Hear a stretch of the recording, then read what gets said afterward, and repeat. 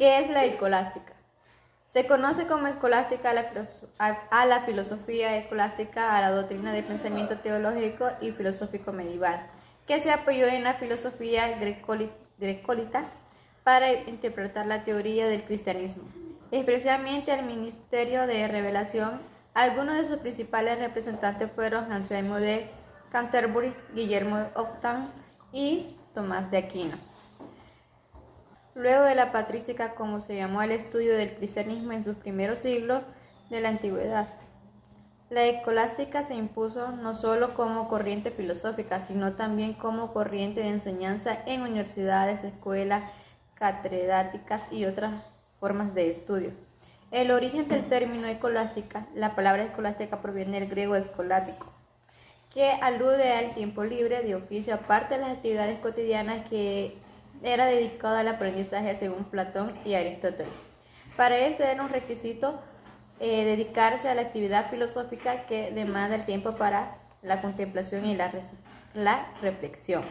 El término se implantó durante la Edad Media para referirse al modelo de reflexión de aquellos que podían dedicar el tiempo libre al estudio y a la investigación inherente al modelo académico del momento. Está emparedado con la etimología de las palabras escuela y escolar. Las influencias filosóficas de la escolástica se basó en estudios principales en la tradición filosófica grecolatina, de la cual heredó las obras de Platón, y a través del neoplatonismo, la escuela latina que siguió las enseñanzas platónicas, y Aristóteles, cuyas obras fueron conservadas por neoplatónicos y algunos pensadores del mundo islámico. También se vio influenciada por los trabajos de la patrística. Los trabajadores de estos primeros pensadores cristianos fueron recopilando por servicio poético, y Juan Escoto. Ambos son considerados padres de la escolástica. La preescolástica. El conocimiento preescolástico se vio marcado por la recopilación de textos por parte de Severo Boecio y Juan Escoto. Boecio fue un diseñador romano del principio del siglo VI. Entre sus numerosos textos se encuentran varios manuales y tradicionales al latín de distintas obras de Aristóteles y de este Platón. Fueron de gran importancia para la formación de la escolástica, ya que permitió el estudio de los siguientes clasistas en una lengua que resulta más accesible a los académicos que manejaban el griego antiguo. Por su parte, Juan Escoto fue un filósofo irlandés que trabajó en la línea del neoplatonismo y la teología negativa. Hablar de Dios en términos positivos, su nombre se traduce como Juan, el irlandés de Irlanda. La escolástica inicial. La escolástica inicial o temprana se desarrolló entre los siglos IX y XII. Este periodo fue escenario del renacimiento carolingio y florecimiento del pensamiento de Agustín de Hipona. Algunos de sus teólogos y filósofos más importantes fueron Anselmo de Canterbury, de 1933 y 1909, considerado el primer escolástico oficial; Pedro Alberto, de 1033 y 1009, considerado el primer escolástico oficial; Pedro Alberto, de 1079 y 1142, creador del método Question, pregunta escolástica; y Bernardo Thornton de Cartes, de 1070 y 1130 y 1155, renovadores de la escuela de Charles. Alta escolástica. La alta escolástica se realizó por reingreso o accidente de textos aristotélicos. Estos habían migrado a Oriente, donde fueron estudiados y traducidos por pensadores como Averroes, de 1129 y 1198, y Avicena, 1080 y 1137. Reflejo de esta época son pensadores agustinos por parte de la orden franciscana y entomista por parte de los dominicos. Francisco Suárez nació en Granada en 1548. Teólogo y jurista español, máximo exponente de la filosofía escolástica del siglo XVI. jesuita en 1564. Estudió en Salamanca y enseñó teología en Segovia en 1571, Valladolid en 1576 y Roma en 1580, donde participó en la elaboración de Ratio Studiorum. Catedrático de teología en Alcalá en 1585 y Salamanca en 1593. En 1597 marchó a Coimbra, donde tuvo que doctorarse de nuevo en teología para poder ejercer como profesor. Por encargo papal, escribió una defensa de la fe católica y apostólica contra los errores de la secta anglicana en 1613. Quemada en público en Inglaterra y en Francia, como teólogo participó en la disputa de Auxilis sobre el libre albedrío y la gracia divina, que enfrentó a dominicos y jesuitas, siguiendo en ella, aunque mitigándolas, las ideas de Luis de Molina. Tanto su teología como sus posiciones jurídicas son inseparables de su sistema filosófico, expresado en sus colosales disputaciones metafísicas en 1597, con las que, siguiendo a Santo Tomás de Aquino y a Duns Scoto, ve a la vez más allá de ellos e incluso los critica en puntos centrales. Sobre el alma en 1621 resume su psicología, mientras que en Sobre las leyes en 1612 cristaliza su pensamiento jurídico-político en posiciones avanzadas en su tiempo, o sea, la posibilidad de derrocar al gobernante, derecho de gente, sociedad internacional. Nacido en el seno de una familia acomodada de origen castellano, aprendió latín en su propia casa con el profesor Juan Latino. Ingresó como novicio en la Compañía de Jesús de Medina del Campo, Valladolid, en 1561. Se inscribió en la Universidad de Salamanca para estudiar Derecho. Allí siguió los cursos de Mancio, Juan de Guevara y Enrique, y en 1564 fue finalmente admitido como miembro de la compañía, tras ser rechazado en 3 ocasiones. Entre 1564 y 1566 estudió filosofía y durante los 4 años siguientes teología. En 1571 Francisco Suárez inició su andadura docente en Segovia como profesor de filosofía. Posteriormente, en 1575, fue pasante de teología en Segovia y Ávila, y al año siguiente se instaló en Valladolid, donde impartió clases de teología durante 4 años. En 1580 viajó a Roma para dar cuenta de su supuesto autismo. Anteriormente ya había sido acusado de antiaristotélico. Allí fue acogido como profesor de teología en el Colegio Romano durante 5 años, tras los cuales su mala salud forzó su regreso a España. Ejerció su magisterio en la Universidad de Alcalá de Henares, Madrid, donde mantuvo encendidas polémicas con el padre Gabriel Vázquez por cuestiones jurídico-morales y teológicas. Ingenio ardiente, Francisco Juárez no se contentaba con seguir en su labor docente. Los métodos habituales que habían llegado a revelarse inadecuados para despertar el interés de los estudiantes, y así planteaba nuevos problemas y proponía otras soluciones, y promovía el estudio de las fuentes, la crítica de los argumentos y la profundización de las cuestiones, a las censuras provocadas por su tibia adhesión a la doctrina tomista.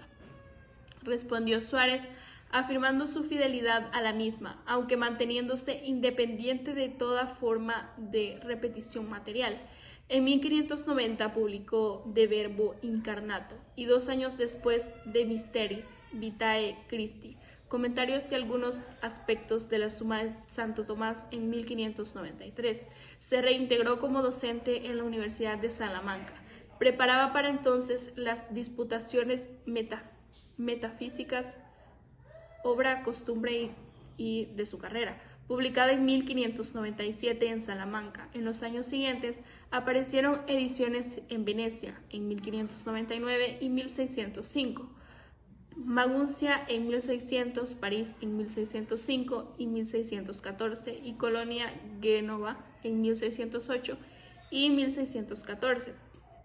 En 1595 se trasladó a la Cátedra de Teología de la Universidad de Coimbra, en Portugal, donde en 1612 publicó De Legibus, sobre las leyes. Otro de sus trabajos fundamentales, durante 1599, residió en Madrid, tras el cierre de la citada universidad portuguesa, y publicó los Opuscula Teológica.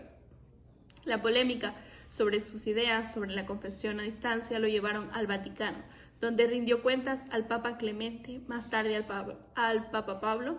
Lo favorecería saliendo en defensa de sus ideas. En 1613, en plena polémica con Jacobo de Inglaterra, vio a la luz su Defensio Fidei Catholicae Apostolicae Adversus Anglicanae Societae, errores, o sea, la defensa de la fe católica y apostólica contra los errores de la secta anglicana, obra encargada directamente por el Papa, en la que Suárez sostenía las teorías del poder indirecto del pontificante en asuntos temporales, contrariando a la vez la idea de que los reyes recibían su soberanía directamente de Dios y consideraban legítima la protección de los ciudadanos contra un príncipe convertido en tirano.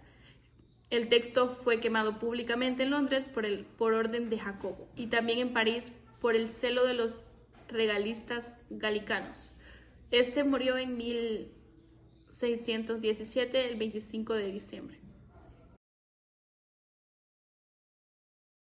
Los tratados de las leyes y del Dios legislador de Francisco Suárez se consideran una de las obras más influyentes y relevantes en la filosofía del derecho y la teología moral.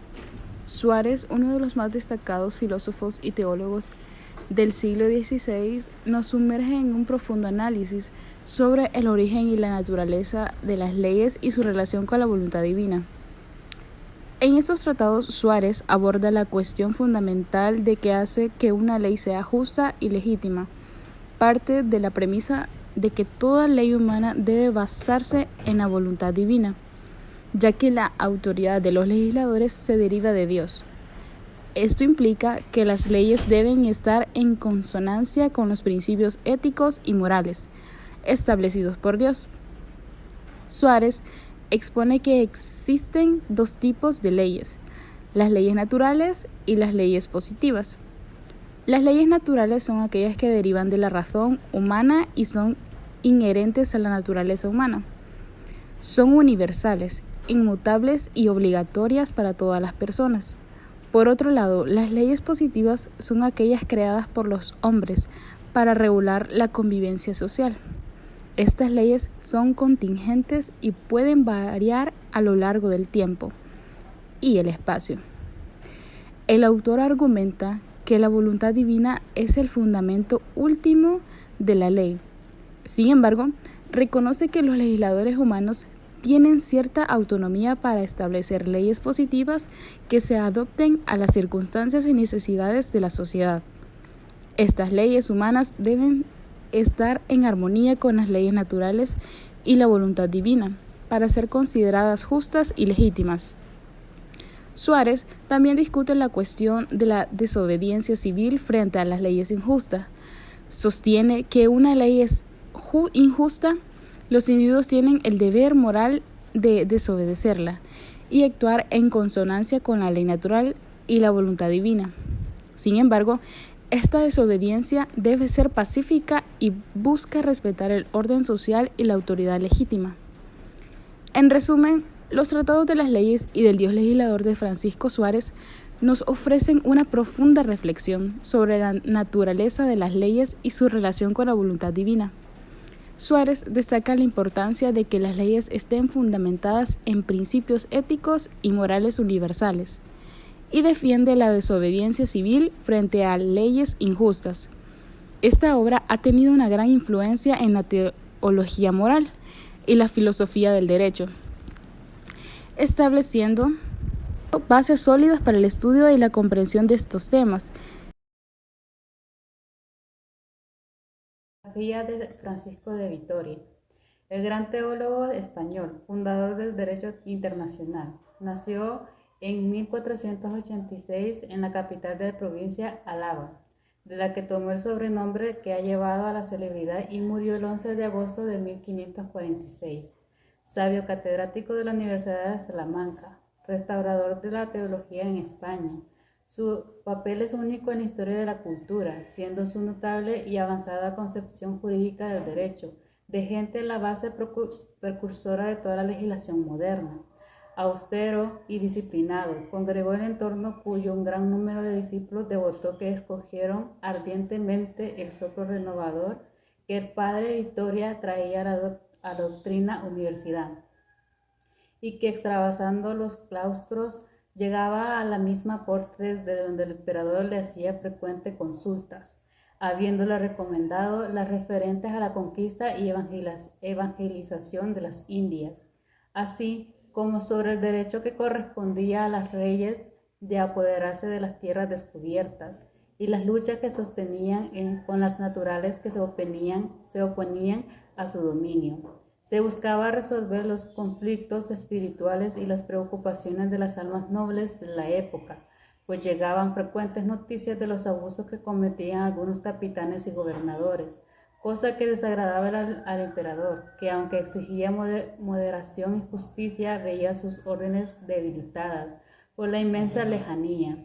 Así las cosas, a fines del año 1538 o a comienzos de 1539, Francisco de Vitoria pronunció su famosa Reelecciones sobre los indios, que publica colección Austral, inspirada en los más altos sentimientos de fraternidad humana. Las Reelecciones sobre los indios ha sido considerada como la carta magna de la libertad de los nativos, quedando dilucionados los derechos inherentes a las naturales del Nuevo Mundo y las obligaciones a que debían comprometerse los descubridores. Las Reelecciones sobre los indios, que contó con la aquiescencia del emperador, supuso una generosa reelección cristiana que perdura a través de los siglos, elevando la más figura universal de Francisco de Vitoria, el precursor y fundador del derecho internacional. Su influencia suscitó un movimiento teológico tal que superó en sentir el eminente historiador de la cultura medieval Cardenal Erle, al que desarrolló en el siglo XIII, en torno a Santo Tomás de Aquino y San Alberto Magno. Estudiando su significación en la cultura hispana, ha escrito el ilustre polígrafo Menéndez Pelayo. Con Vitoria penetró a raudales la luz en el estadio antes inaccesible, y un óleo nuevo vigorizó a torrentes los miembros y el espíritu de los nuevos púgiles. De Vitoria data la verdadera restauración de los estudios teológicos en España y la importancia soberana que la teología, convertida por él en ciencia universal, que abarcaba desde los atributos divinos hasta las últimas ramificaciones del derecho público y privado, llegó a ejercer en nuestra vida nacional el insigne moralista cristiano, pasa en revista los grandes problemas suscitados con la conquista del Nuevo Mundo y formula una doctrina que, como se ha dicho con acierto, tiene un valor teológico especulativo y práctico, no solo circunstancial, sino permanente. En aquellas décadas de hierro enseñó Vitoria que existía paz entre los hombres hasta que se proscriba la violencia y hasta que la justicia impere en las relaciones internacionales. Profunda lección que tuvo, como ahora debe ser meditada.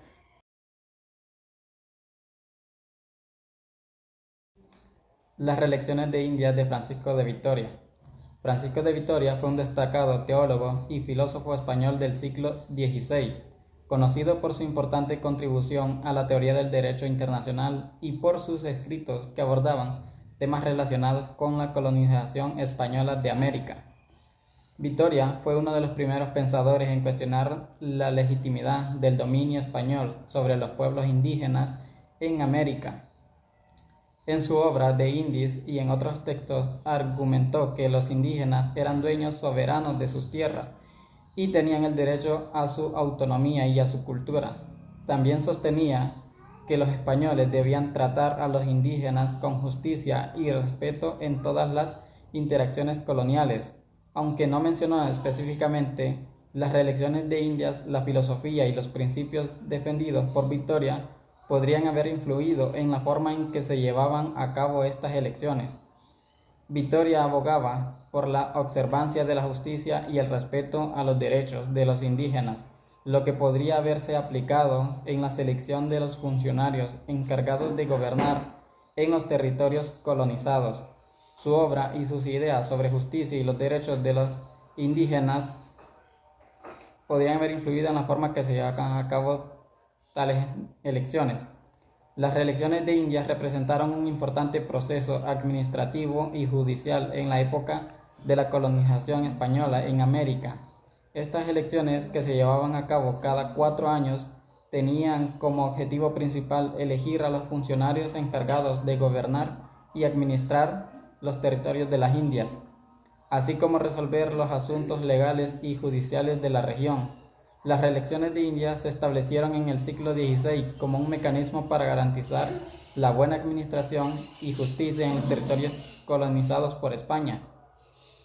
Los funcionarios elegidos eran enviados desde España a América y tenían la responsabilidad de garantizar la seguridad y el orden y el desarrollo de las colonias. Uno de los aspectos más destacados de las reelecciones de Indias fue su carácter autónomo, ya que los funcionarios elegidos no estaban sujetos a la autoridad del virrey o del Consejo de Indias.